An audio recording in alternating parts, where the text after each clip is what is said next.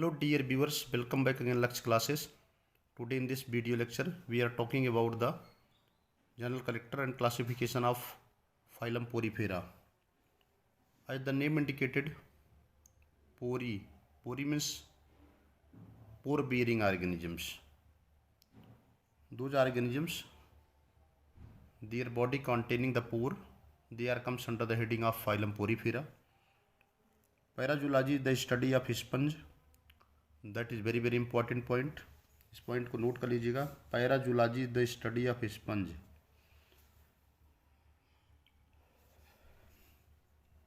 कभी कभी एग्जाम में क्वेश्चन पूछ लिया जाता है कि स्पंज के अध्ययन को क्या कहते हैं, तो आपको याद होना चाहिए स्पंज के अध्ययन को कहते हैं parazoology. Pore bearing aquatic and sessile animal. जितने भी ऑर्गेनिजम्स होते हैं वो पोर बियरिंग होते हैं. पोर माने छिद्र या सुराग धारण करते हैं, जली होती हैं. सेसाइल का मतलब सेडेंट्री होते हैं. दे आर सेडेंट्री का मतलब फिक्स होते हैं, मूवमेंट नहीं करते हैं, गमन नहीं करते हैं, राख या चट्टान से लगे होते हैं, तो एक जगह स्थिर होते हैं.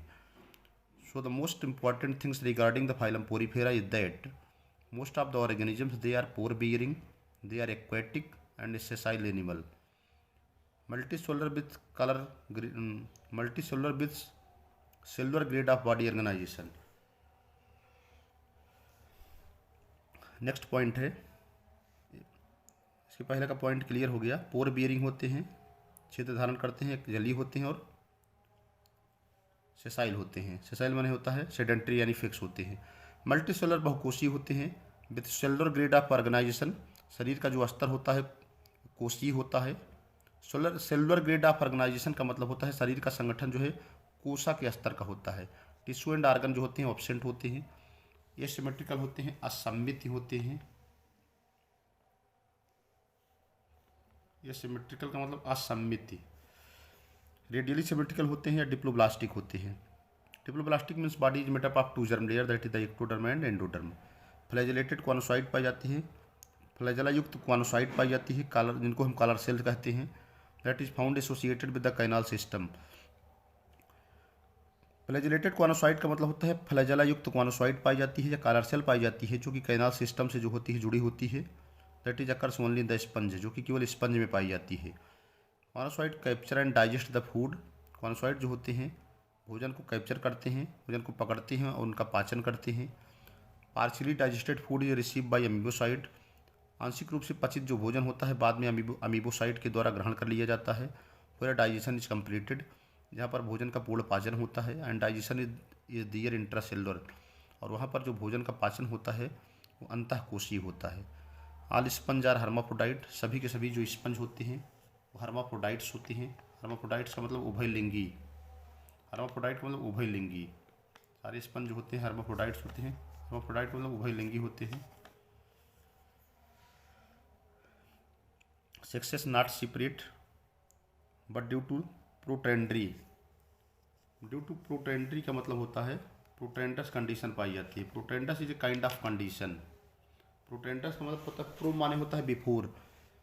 प्रोटेंडस मीन्स होता है when the testis mature earlier in comparison to the ova, then that condition is known as protandrous. जब कभी कभी टेस्टिस होता है ओवा के पहले मैच्योर हो जाता है तो उसको प्रोटेंडस कंडीशन कहा जाता है. ठीक है. Cross fertilisation is the rule. यहाँ पर तिर्यक निषेचन जो है पाया जाता है. फर्टिलाइजेशन इंटरनल, निषेचन जो है आंतरिक होता है. डेवलपमेंट इनडायरेक्ट होता है. डेवलपमेंट इनडायरेक्ट का मतलब होता है there the larval stage must be present with a free swimming amphiblastula और पैरेन्काइमुला. निषेचन आंतरिक होता है, विकास जो है इनडायरेक्ट होता है. इनडायरेक्ट डेवलपमेंट है तो लार्वल स्टेज पाई जाती है, इसका नाम एम्फीब्लास्टुला या पैरेन्काइमुला होती है.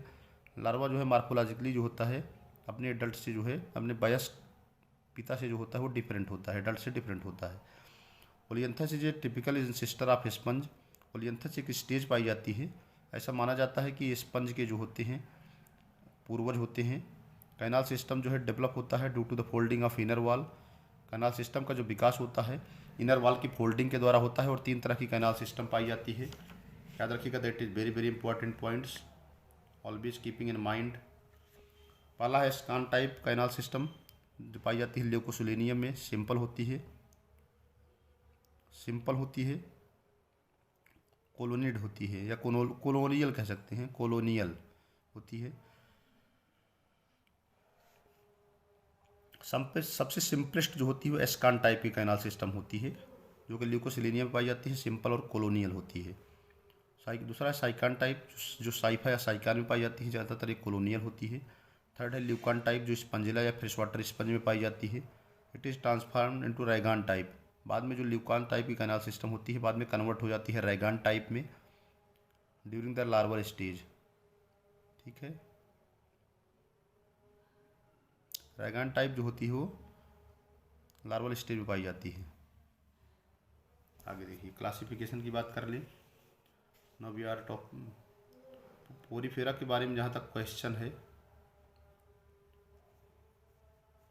क्लासिफिकेशन में देखिए, फर्स्ट क्लास कैलकेरिया है, जिसको हम कैल्की स्पॉन्जिया भी कहते हैं। इसका जो मेन कैरेक्टर है, ऑल द ऑर्गेनिज्म जो क्लास कैलकेरिया में पाए जाते हैं वो सैलो वाटर में पाए जाते हैं, छिछले समुद्र के पानी में पाए जाते हैं, सैलो सी वाटर में पाए जाते हैं। कैलकेरियस स्पिक्यूल पाए जाते हैं, इनमें कैल्शियम कार्बोनेट के बने हुए स्पिक्यूल्स या कंटिकाएँ पाई जाती हैं। स्पिक्यूल्स ज़्यादातर मोनो, ट्राई और क्वाड्री रेडिएट होते हैं। स्पिक्यूल्स में जो होते हैं, मोनो माने 1, ट्राई माने 3, क्वाड्री माने 4। तो मोनो स्पिक्यूल्स का जो नेचर है, या तो मोनो हो गया या तो ट्राई होगा या क्वाड्री रेडिएट होंगे। एग्जाम्पल है ल्यूकोसिलेनिया, साइकान या साइफा के लार्वा का नाम है एम्फीब्लास्टो लार्वा। आगे है क्लास सेकंड, इसका नाम है हेक्सा एक्टिनिलिडा। क्लास सेकंड का नाम है हेक्सा एक्टिनिलिडा। इसको हाइलोस्पांजी भी कहते हैं। हेक्सा एक्टिनिलिडा तो क्लास का नाम है। इसमें आपका आता है हाइलोस्पांजिया वगैरह आते हैं जो डीप सी वाटर में रहते हैं। इसमें सिलिशियस स्पिक्यूल्स पाए जाते हैं। स्पिक्यूल्स जो होते हैं 6 रेड होती है, बहुत इंपॉर्टेंट है। कभी कभी क्वेश्चन पूछते हैं सिलिशियस स्पिक्यूल्स किस क्लास में पाई जाती है, तो सिलिशियस स्पिक्यूल्स जो होती है हेक्सा एक्टिनिलिडा में पाई जाती है, हाइलोनेमा वगैरह में पाई जाती है। और कैलकेरियस स्पिक्यूल्स जो होती है कैलकेरिया में पाई जाती है। आगे बात करते हैं।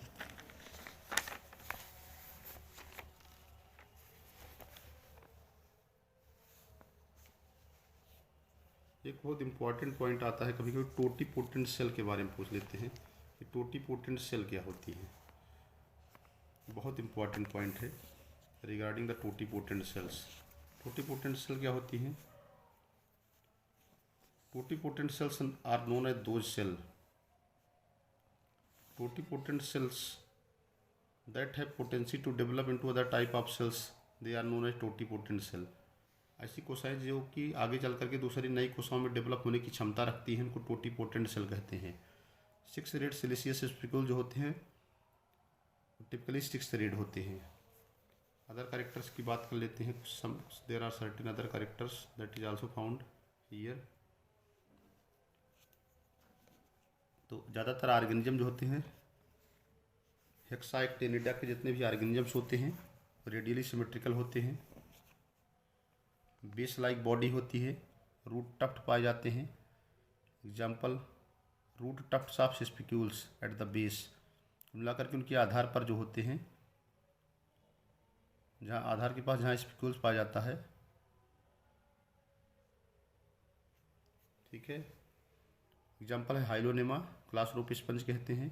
यूप्लेक्टेला है, बीनस फ्लावर बास्केट है। हाइलोनेमा में टिपिकली 6 रेड स्पिक्यूल्स पाए जाते हैं, हाइलोनेमा में भी और यूप्लेक्टेला में भी। तो 6 रेड सिलिशियस स्पिक्यूल्स का एग्जाम्पल आएगा तो हाइलोनेमा और यूप्लेक्टेला याद रखिएगा। यूप्लेक्टेला को बीनस फ्लावर बास्केट भी कहते हैं। इसको जो है वेडिंग में गिफ्ट में दिया जाता है जापान में, to a newly married couple. Japan में जब नए नए कपल की शादी होती है तो यूप्लेक्टेला या जिसको हम बीनस फ्लावर बास्केट भी कहते हैं, इसको गिफ्ट के रूप में दिया जाता है। क्लास थर्ड है डीमोस्पॉन्जिया। Class third डीमोस्पॉन्जिया। अगर हम डीमोस्पॉन्जिया की बात कर लें,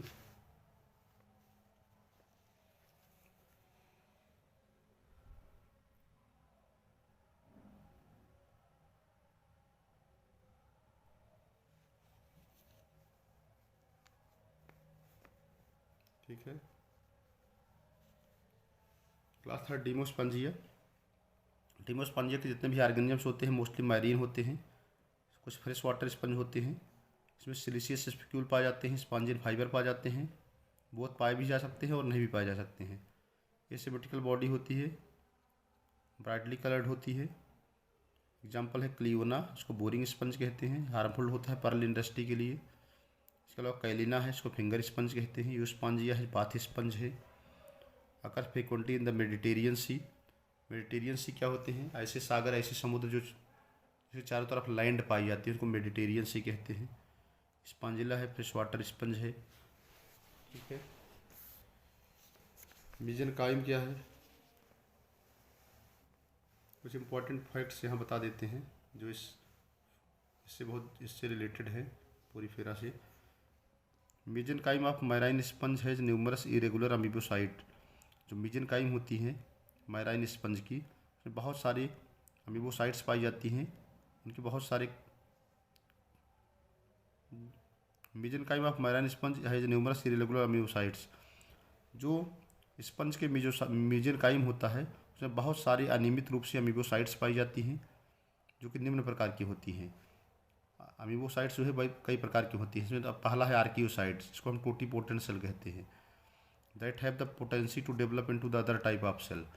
आर्कियोसाइट या जिनको हम टोटीपोटेंट सेल कहते हैं, that is also a kind of amoebocyte cells that have the potency to develop into the another type of cell. दूसरा है spongimule. Spongimule in the centre of spongimule, spongimule के centre में archaeocytes के mass of archaeocytes के गुच्छे पाए जाते हैं, इनको हम टोटीपोटेंट सेल भी कहते हैं। इनके ऊपर एक प्रोटेक्टिव कवरिंग पाई जाती है। And on the return of favourable condition, जैसे ही उचित मौसम आएगा, डेवलप करके न्यू स्पंज बना लेते हैं। कुल मिलाकर के स्पंजिम्यूल के सेंटर में जो है आर्कियोसाइट्स सेल का जो है गुच्छा पाया जाता है, इसको टोटीपोटेंट सेल कहते हैं। जो एक प्रोटेक्टिव आवरण से ढके होते हैं, जैसे ही फेवरेबल कंडीशन आती है, डेवलप करके नए स्पंज बना लेते हैं। Spicules present in the mesenchyme as a skeleton composed of calcium carbonate. ऐसे स्पिक्यूल्स जो होते हैं, ऐसे स्पिक्यूल्स जो कि मेसेनकाइम में पाए जाते हैं, वो स्केलेटन यानी कंकाल का काम करते हैं, जो कि कैल्शियम कार्बोनेट के बने होते हैं। ट्राई रेडिएट स्पंज स्पिक्यूल जो होते हैं ज़्यादातर कॉमन होते हैं। थीसोसाइट जो होती है रिजर्व फूड को स्टोरिंग करने का काम आती है। यहाँ भी कंपटीशन में क्वेश्चन पूछते हैं कि रिजर्व फूड को स्टोर कौन करता है। रिजर्व फूड को स्टोर करने का काम करती हैं थीसोसाइट्स, याद रखिएगा, बहुत इंपॉर्टेंट है। The function of thesocyte to store the reserve food material. Trophocyte क्या होती हैं? न्यूट्रिएंट सिक्रेटिंग सेल होती है, इनको नर्स सेल कहते हैं। ट्रोफो पोषण देना, थीसो स्टोर करना। ठीक है। स्क्लेरोब्लास्ट सेल को कैल्कोब्लास्ट सेल कहते हैं। स्पिक्यूल फार्मिंग सेल होती हैं। स्क्लेरोब्लास्ट सेल बहुत इंपॉर्टेंट है, स्पिक्यूल फार्मिंग सेल होती हैं। क्रोमोसाइट इनको पिगमेंट सेल कहते हैं, मायोसाइट कहते हैं। कॉन्ट्रेक्टाइल स्पिंडल सेल होती हैं जो ऑस्कुलम के चारों तरफ पाई जाती हैं। So that's all about the phylum Porifera. Thanks to all of you watching the video. It is very very helpful for the NEET as well as for various competitive examinations. So thanks to all of you. Thank you.